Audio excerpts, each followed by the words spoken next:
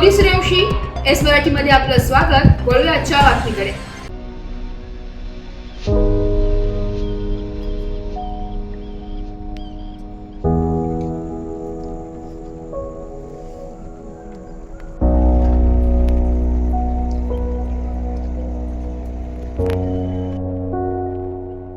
चासनळी तालुका कोपरगाव येथील गोदावरी नदी पात्रात गाठोड्यात बांधलेल्या अवस्थेत बालकाचा शव आढळून आला होता.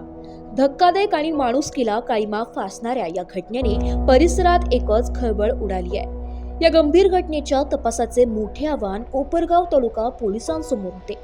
कोपरगाव ग्रामीण पोलीस निरीक्षक संदीप कोळी यांच्या मार्गदर्शनाखाली पोलिसांनी अथक परिश्रम घेऊन मृत चिमुकल्याची ओळख पटवली असून त्याच्या नातेवाईकांचा शोध लागलाय.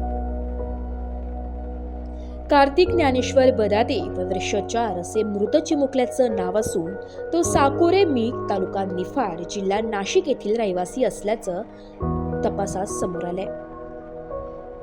कार्तिकचा शव त्याच्या वडिलांच्या ताब्यात देण्यात आलाय. कार्तिक बालवाडीत शिक्षण घेत होता व तो हुशार देखील होता.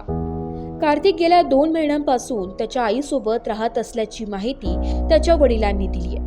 मात्र कार्तिकचा शव नदीत कसा आला, नेमके कोणी गाठोड्यात बांधून त्याचा शव नदीत आणून टाकला, कार्तिक आईसोबत राहत असल्याने संशयाची सुई त्याच्या आईभोवती फिरत असल्याने पोलीस तपासात नेमके काय निष्पन्न होते याकडे सर्वांचे लक्ष लागले. यातील मारेकऱ्याला लवकरच अटक होण्याची शक्यता आहे, अशी माहिती पोलीस निरीक्षक कोळी यांनी दिली आहे. महामंडळी 5 तारखेला 11:11 मॉडीतून बसून दिली. दिंडरीत 1 वाजता गेली. मला फोन केला. तिथून तिचा फोन बंद आला. त्याच्यानंतर मला काहीच माहित नाही, कुठं गेली काय गेली ते काहीच माहित नाही. पुढं काहीच नाही माहित मला. तिकडून तिच्या मेहुण्याचा फोन आलेला आहे का बरं ती पोचलेली नाही, म्हणून मी धावपळ करीत चाचडगावमध्ये गेलो. तिथं तपास केला तर म्हणे इथं पोचलीच नाही. तर मी 6 तारखेला लगेच कंप्लेंट दिली. तर दिंडोरी तालुक्यात दिली. दिंडोरी तालुक्यावाल्यांनी काही चौकशी केली नाही. तर माझा मुलगा मला भेटला पाहिजे होता, तर भेटले नाही. शीतल ज्ञानेश्वर बदादे भेटला. 2 महिन्यानंतर भेटला मला.